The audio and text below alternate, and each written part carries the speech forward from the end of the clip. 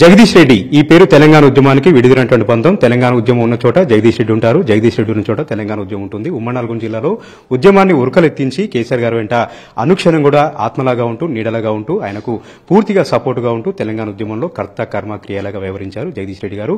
10 ఏళ్ల పాటు ఉమ్మడి జిల్లాను మంత్రిగా వ్యవహరించి ఉమ్మడి జిల్లాను అభివృద్ధికి ముఖదారంగా మార్చారు. ఈ రోజు దీక్షా దివా జరుగుతున్న క్రమంలో వారితో ముచ్చటిద్దాం. సార్, సింహాలోకనం చేసుకుంటే ఎట్లా అనిపిస్తాం సార్? ఆ రోజు ఖమ్మంలో కూడా చూసాం సార్, మీరే వెంట ఉన్నారు, అనుక్షణం నీళ్ళలాగా ఉన్నారు. ఆత్మలోకం చేసుకుంటే ఎట్లా అనిపిస్తా ఉంది? ఉద్యోగ లక్షణాలు ఎట్లా అనిపిస్తా ఉన్నాయి? తెలంగాణ ఉద్యమాన్ని ఈరోజు మళ్ళీ గుర్తు చేసుకుంటా ఉన్నారు. ఆవిష్కరం కళ్ళ ముందు ఆవిష్కృతం అవుతుంది. ఎట్లా అనిపిస్తా ఉంది సార్? అంటే వాస్తవానికి సరే, ఉద్యమ సందర్భము, ఆ 9 సంవత్సరాల ప్రయాణం, అవన్నీ ఒక ఎత్తు. ఎన్నో అప్స్ డౌన్స్ చూసినాం, ఎన్నో ఎత్తుపల్లాలను చూసినాం, ఎన్నో ద్రోహాలని చూసినాం, మోసాలని చూసినాం, కుట్రల్ని చూసినాం. చంద్రబాబు నాయుడు, రాజశేఖర రెడ్డి గారి కుట్రలన్నింటినీ చూసినాం. అన్నీ ఎదుర్కొని వచ్చినారు కేసీఆర్ గారు. సరే, కేసీఆర్ గారు నిరాహార దీక్ష చేయాలన్న నిర్ణయం తీసుకున్న క్షణం నుంచి మేమందరం కూడా కొంచెం ఆందోళన చెందినాం బాగా. నేను కూడా చివరి వరకు మొదటి నుంచి కేసీఆర్ గారితో ప్రతి విషయంలో ఏకీభవించే నేను కూడా ప్రారంభంలో కొంచెం వ్యతిరేకించిన. ఉద్యమం అన్న ఈ నిర్ణయం ఎటు దారితీస్తుందో, ఎందుకంటే ఆ రోజున్న ముఖ్యమంత్రి చాలా ఆశ్చర్యకరమైన ముఖ్యమంత్రి ఉండే ఉషయ్య గారు. ఆయన చివరి క్షణం వరకు కూడా ఎందులో నటించగలిగిన గొప్ప ఇది సమైక్యవాదుల్లో ఆయన నెంబర్ 1. చంద్రబాబు నాయుడు, రాజశేఖర రెడ్డిలను ఇద్దరిని కూడా కలిపినటువంటి మనగాడు సమైక్యవాదం విషయంలో, పూర్తి తెలంగాణ వ్యతిరేకి. కాబట్టి దీక్ష కూర్చుని పరిస్థితి విషమిస్తే కూడా ఎవరైనా అడిగితే అట్టనా కూర్చున్నాడా, ఎందుకు కూర్చున్నారు అని చెప్పి డైలాగులు వదలగలిగిన ఇది ఉంటుంది. నమ్మటానికి లేదు. మనం ఏమో ఈ ప్రభుత్వాలు ఇప్పుడు ఇట్లాంటి వాటికి స్పందిస్తే వాటిని దాటిపోయినాయి కదా, ఆంధ్ర పాలక వర్గాలు కూడా చాలా కర్కశమైన వాళ్ళు కదా అని చెప్పి కొంచెం నేను కూడా భయపడ్డాను. సరే, ఆ క్షణంలో సారు నాకు కొన్ని విషయాలు చెప్పి నన్ను ఒప్పించారు. సరే, నేను ఇప్పుడు ఇప్పుడే రివీల్ చేయలేను, తర్వాత నేను సార్కు సంబంధించిన బయోగ్రఫీ రాయాలనుకుంటున్నాను. వాటిలో చాలా విషయాలు నేను చెప్తాను. కానీ చివరికి సార్ ఒక విషయాన్ని అని నన్ను కూడా ఒప్పించారు. ఎందుకో నాకు నమ్మకం ఉంది బాగా అని చెప్పి. అయితే నేను ఎక్కువ భయపడింది ఏంటంటే, ఏ జాతి అయినా ప్రపంచంలో మనం చూసినప్పుడు సరైన నాయకుడు లేని జాతులు అంతరించిపోయినాయి. మొత్తమే చరిత్ర గర్భంలో కలిసిపోయినవి లేకుండా పోయినాయి పూర్తిగా. ఇక్కడ గతంలో బాగా ఒక జాతి ఇంకో జాతి మీద దాడి చేసుకోవడాలు, యుద్ధాలు ఇవే ఉండే కాబట్టి చరిత్రలో సరైన నాయకత్వం లభించని చోట మొత్తం అంతర్ధానం అయిపోయినాయి, ఆ జాతులు నశించిపోయినాయి. ఇప్పుడు మనం ప్రపంచంలో చాలా దేశాలు కూడా చూస్తున్నాం. ఉదాహరణకు అమెరికాను చూస్తే అక్కడ ఉన్న స్థానికులు ఖతం చేసేసి అమెరికా ఏర్పడింది, అట్లా కెనడా అట్లా ఏర్పడింది. అట్లా కొన్ని ప్రపంచంలో. ఇక్కడ కూడా మనకున్న పెద్ద లోపం, తెలంగాణలో అందరికీ కసి ఉన్న, కోపం ఉన్న, అద్భుతమైన చైతన్యం ఉన్న, ప్రాణత్యాగం చేయగలిగిన గొప్ప లక్షణం ఉన్న తెలంగాణకున్న పెద్ద లోపం నాయకత్వం లేకపోవడం. కానీ సమైక్యాంధ్ర పాలకులు ఎక్కడ కూడా తెలంగాణ నుంచి నాయకత్వాన్ని ఎదగనీయలేదు. ఒక పివి నరసింహరావు గారు కాంగ్రెస్ పార్టీ ద్వారా వచ్చిన నాయకుడిగా, ఆ తర్వాత అంతో ఇంతో కొంత సొంతంగా తన నాయకత్వ లక్షణాలతోనే ఎదిగిన నాయకుడిగా చెన్నారెడ్డి గారు ఒకరు ఉండే, కానీ ఆ తర్వాత ఎవరు లేకుండే తెలంగాణ నుంచి.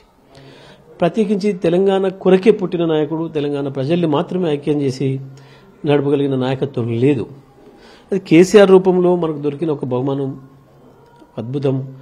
తెలంగాణ ప్రజలకి మనం ఒక దశలోకి వచ్చినాక చూసినాం, కేవలం తెలంగాణ కాదు భారతదేశాన్ని కూడా అద్భుతంగా పరిపాలించగలిగిన ఆ లక్షణాలున్న అద్భుతమైన నాయకుడు, విజనరీ. రేపు కాదు ఇంకా 10 ఏళ్ల తర్వాత ఏం జరుగుతుందో చెప్పగలిగినంత గొప్ప ఆ విజన్ ఉన్న నాయకుడు కేసీఆర్ గారు. కేసీఆర్ గారిని కోల్పోతే ఎట్లా, మళ్ళీ ఏమవుతుంది ఈ తెలంగాణ జాతి అనేది నాకు బాగా భయం ఉండేది ప్రధానంగా. నేను కొంచెం ఆ కారణం చేత చివరి క్షణం దాకా నేను వద్దని వారించే ప్రయత్నమే చేసిన. కానీ చివరికి సార్ నాకు చెప్పిన కొన్ని మాటలతో నేను అంగీకరించిన. కానీ నాకు ఒకటి ఉండే, నేను ఈ క్షణం నుంచి నేను మీతో ఉండనిగా, నేను వేరే ఉంటా, బయట వేరే, నాకు మీరు అనుమతి ఇవ్వాలి.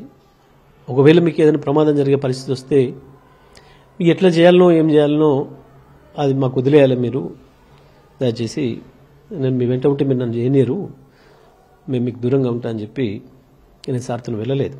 నేను నా కార్యక్రమాలు నేను చేసుకుంటూ ఉన్నా, దానికి కావాల్సిన ఏర్పాట్లను చేసుకుంటూ ఉన్నాను. నేను నాతో పాటు ఇంకొద్దిమంది మిత్రులు, ఎక్కువ నేను కాదు. సో అట్లా మేము ప్రతి క్షణం ప్రతిరోజు చూస్తూ ఉన్నాం ఏం జరుగుతుంది, ఎట్లా ఏమవుతుంది.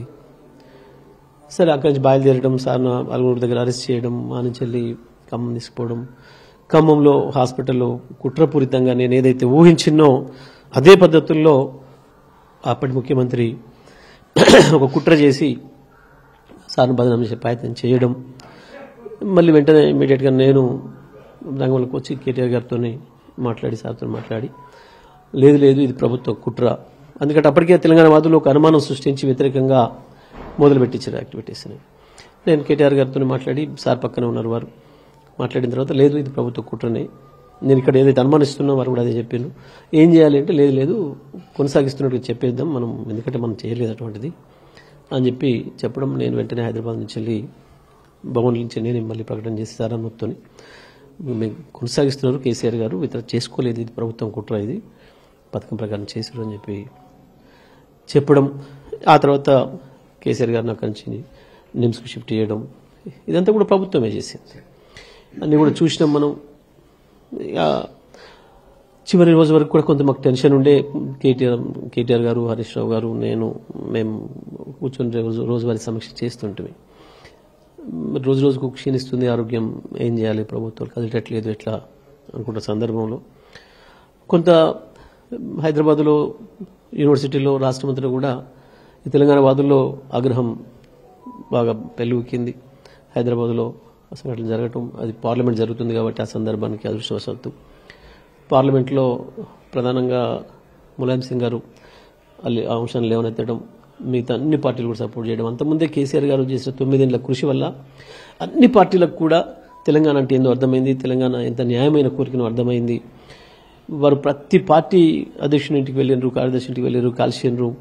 అంతేకాదు తెలంగాణ అంటే ఏంది, అసలు తెలంగాణ ఏం కోరుతుంది అనే విషయాన్ని, తెలంగాణ కోరిక ఎట్లా న్యాయబద్ధమైంది, ధర్మబద్ధమైంది అనే విషయాన్ని మొత్తం భారతదేశంలో ఉన్న అందరు పార్లమెంట్ సభ్యులకి, అన్ని శాసనసభలకి, శాసనసభ సభ్యులకి, కోర్టులకి, అన్ని సుప్రీంకోర్టు నుంచి వెళ్ళి హైకోర్టు మొదలుపెట్టి అన్ని కోర్టులు ఉండే జడ్జెస్కి, చీఫ్ జస్టిస్తో సహా అందరూ కూడా పంపించడం జరిగింది సీడీలను చేసి.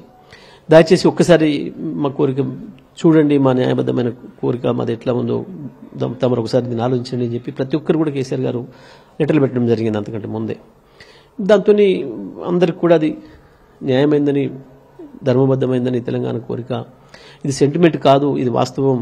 తెలంగాణ అనేది సెంటిమెంట్ కాదు, తెలంగాణ అణచివేయబడుతున్న ప్రాంతం, తెలంగాణ దోపిడికి గురవుతున్న ప్రాంతం అనే దాన్ని ఎస్టాబ్లిష్ చేయగలిగారు. అప్పటికి కూడా కొంత సమైక్యాంధ్ర మీడియా కుట్ర చేసి తెలంగాణ అంటే సెంటిమెంట్ అని, అక్కడ ఏదీ లేదని, అక్కడ వాస్తవానికి ఇబ్బందులు లేవని, అభివృద్ధిలో ఏమీ వెనుకబడలేదని చెప్పి ప్రయత్నాలు చేసింది కేసీఆర్ గారికి వ్యతిరేకంగా, తెలంగాణ వాదులకు వ్యతిరేకంగా. దాన్ని తిప్పికొట్టి మా సమస్య నీళ్లు, మా సమస్య నిధులు, మా సమస్య ఉద్యోగాలు, మా ప్రాంతంలో ఉండే వనరులన్నీ దోపిడికి గురవుతున్నాయి, మాకు ఉపయోగపడతలేవు అనే విషయాన్ని మొత్తం ప్రపంచానికి చెప్పగలిగినరు, ఒప్పించగలిగినరు. ఇవన్నీ కూడా పనిచేసినాయి. దాంతో కేంద్రం దిగిరాక తప్పలేదు, పార్లమెంట్లో ప్రకటన చేయక తప్పలేదు. పార్లమెంట్లో ప్రకటన ఇక మాకు ఎప్పుడైతే వారు సమాచారం ఇచ్చారో అక్కడి నుంచి వెళ్ళి కేసీఆర్ గారితో మాట్లాడుతామని అప్పుడు మేము ఊపిరి పీల్చుకున్నాం. మేమందరం కూడా కుటుంబ సభ్యులతో సహా మేమందరం కూడా అట్లా కొంత ఒక పూటంతా బాగా అక్కడికి ఇక్కడికి చర్చలు జరిగినాయి. ఆ తర్వాత వారు ప్రకటన సంబంధించి కూడా ఎట్లా చేయాలి ఏందనే విషయంలో కూడా చర్చలు జరిగిన తర్వాత ఇప్పుడు ఏ కండిషన్స్ ఉండకూడదు, అన్కండిషనల్గా తెలంగాణ రాష్ట్రం ఇస్తున్నాం అని ప్రకటన చేస్తే తప్ప మేము విత్డ్రా చేయము అని చెప్పి చెప్పడం జరిగింది సార్ కూడా. వాస్తవానికి వారు హైదరాబాద్ లేకుండా అని ఇంకా ఇతర రకాల ప్రతిపాదనలు ముందు పంపిస్తే ఎట్టి పరిస్థితుల్లో నేను ఒప్పుకునేది లేదు, నేను చచ్చిపోయినా సరే. హైదరాబాద్ లేకుండా తెలంగాణ అనేది నా తలలేని ముండెం ఇచ్చినట్టు అవుతుంది, మనకు ఉపయోగం లేదు. గుండె లేని బాడీ ఇచ్చినట్టు అవుతుంది, ఎట్టి పరిస్థితుల్లో కూడా నేను ఒప్పుకునేది లేదు అని చెప్పి మొండిగా కూర్చున్నారు సార్. చాలామంది మిగతా కొంతమంది వెల్ విషర్స్ కావచ్చు, ఇతరులు కొంతమంది కూడా వచ్చేసేసి లేదు సార్ ఏదో ఒకటి రానియండి, మొదలు వచ్చిన తర్వాత మళ్ళీ కొట్లాడదాం అది ఇదని చెప్పి సార్ని కన్విన్స్ చేసే ప్రయత్నం చేశారు. చేస్తే ఎట్టి పరిస్థితుల్లో కూడా నేను ఒప్పుకునేది లేదు, నేను చచ్చినా సరే హైదరాబాద్ లేని తెలంగాణ నేను చూడను, ఊహించను నేను అని చెప్పి మొండిగా పట్టున్నారు సార్. అప్పుడు కూడా ఒక 3-4 గంటలు మాకు కొంత బాగా టెన్షన్ అయింది. సో అయినా సార్ మొండి పట్టుదల మొత్తానికి కేంద్రమే దిగి వచ్చింది, ఆ రోజు ప్రకటన చేసింది. అప్పుడు మేము కొంత శ్వాస పీల్చుకోగలిగినాం.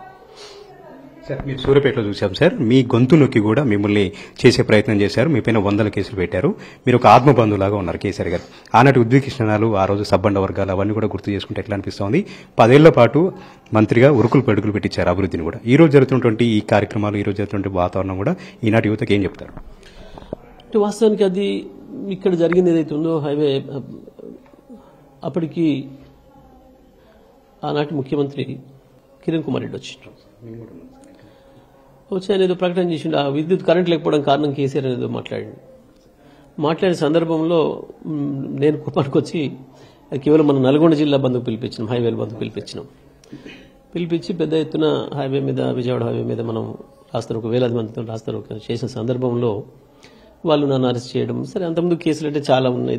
మనం నీళ్ళ కొరకు నాగార్జున సాగర్ ఎడమ కాలువ నీళ్ళ విషయంలో చంద్రబాబు చేస్తున్న అన్యాయానికి వ్యతిరేకంగా మహిళలతో పెద్ద ఎత్తున మన నాగరిపల్లి దగ్గర రాస్తారు ఒక చేసినాం. 3-4 గంటలు 5-6 వేల మంది మహిళలతో ఆ సందర్భంగా కేసులు పెట్టిండ్రు.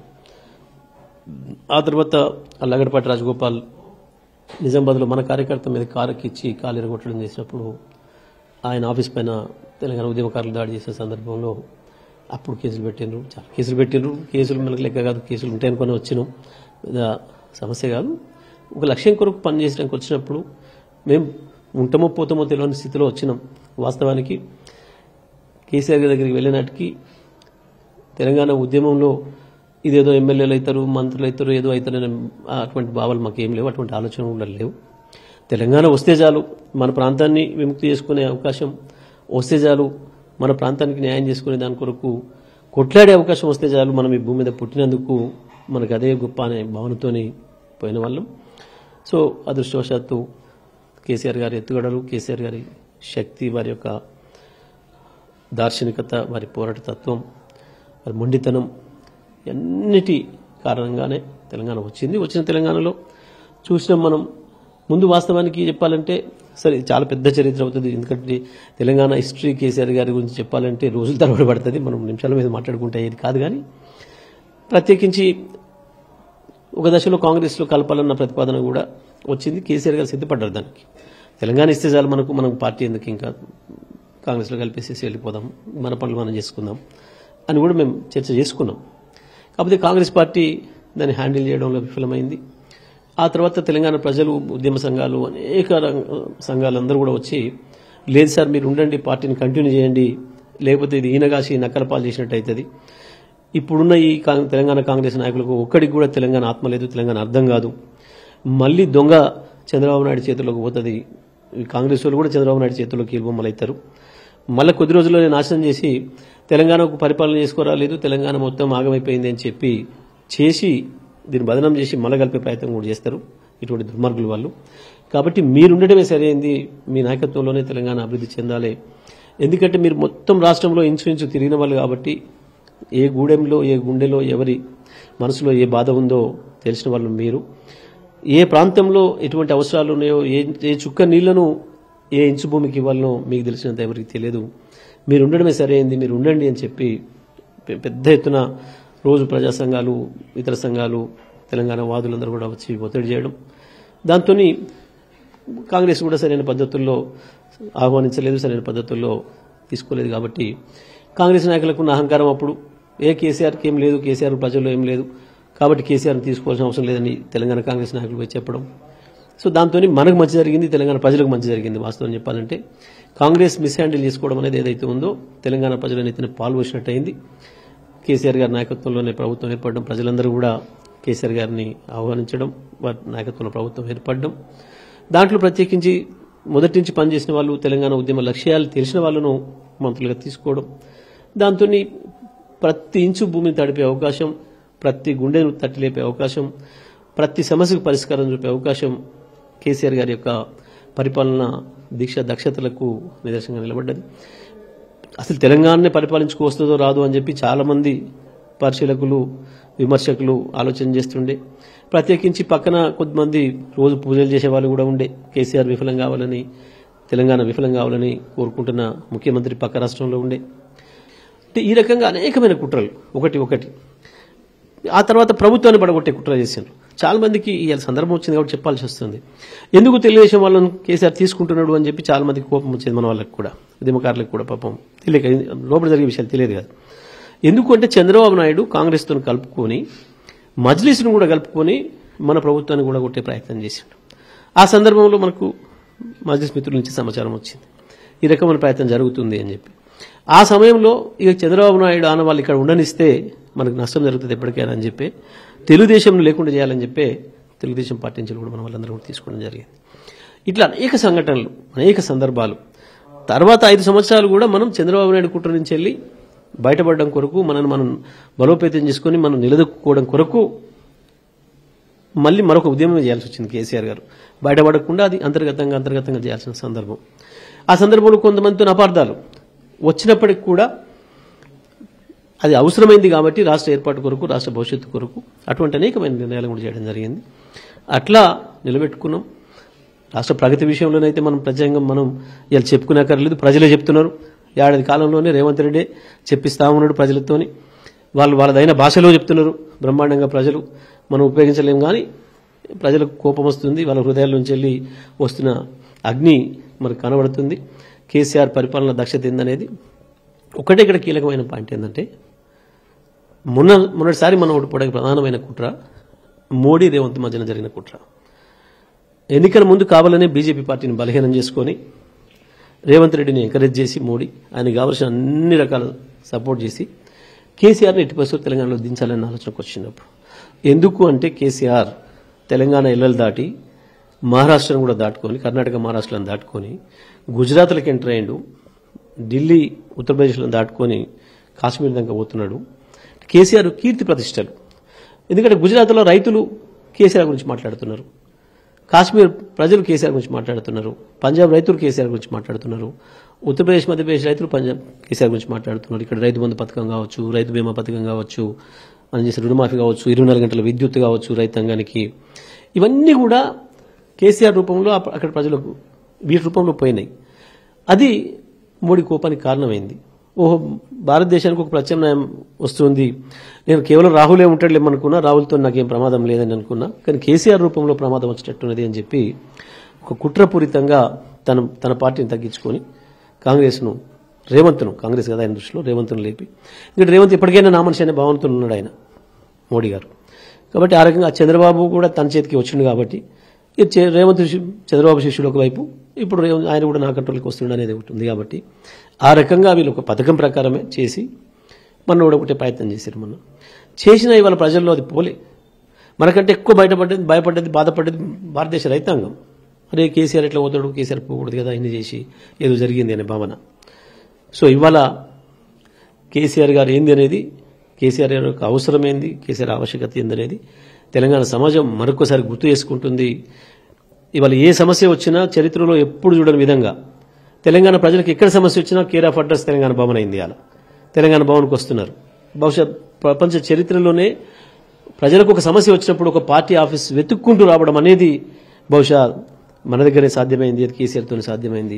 అయితే ఈ మాట కేసీఆర్ గారు భవనం ప్రారంభం రోజు అన్నారు మొత్తనే, ఇది కేవలం తెలంగాణ భవనం అంటే ఒక పార్టీ ఆఫీస్ అనుకోకురి, ఇది తెలంగాణ ప్రజలకి కేర్ ఆఫ్ అడ్రస్, ఇది తెలంగాణ ప్రజలు, ఇది మాది అని చెప్పి దీన్ని చూసి గర్వపడే పరిస్థితి వస్తుంది.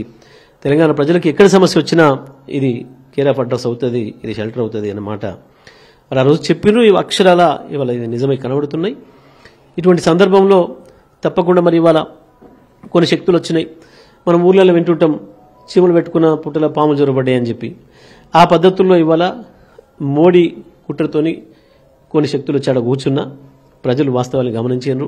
ఇవాళ ఇప్పుడు ఒక సందర్భం వచ్చింది, కేసీఆర్ చేసిన ఈ ప్రయత్నము, కేసీఆర్ యొక్క పోరాటము, ద్రోహాలు, ఇవన్నిటి సంబంధించిన చరిత్రను ఈ తర్వాతి తరానికి చెప్పాల్సిన అవసరం ఉంది. ఎందుకంటే మనం ఎన్నికల ముందు ఎక్కువ అట్రాక్ట్ అయింది ఈ అసలు విషయాలని మనం చెప్పలేకపోవడం, అబద్ధాలని చెప్పి కేసీఆర్ పైన రకరకాల పద్ధతుల్లో దాడి చేయడం, వాళ్ళు దాన్ని ఒక కొత్త యువతరం నమ్మింది తెలియక. దాని నుంచి బయటపడించాల్సిన అవసరం ఉంది. ఈ కొత్త తరానికి కూడా కేసీఆర్ యొక్క త్యాగాల్ని, కేసీఆర్ యొక్క ఆలోచనలని తెలియజెప్పాల్సిన అవసరం ఉంది.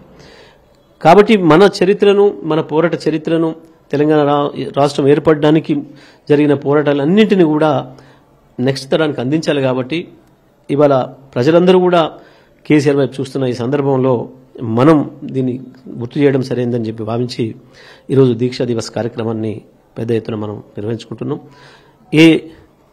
నవంబర్ 29, 2009 కేసీఆర్ గారు మొదటి రోజు 2001లో వారు ప్రకటించింది నా స్వప్నం నా ధ్యేయం తెలంగాణ రాష్ట్రం అని చెప్పి.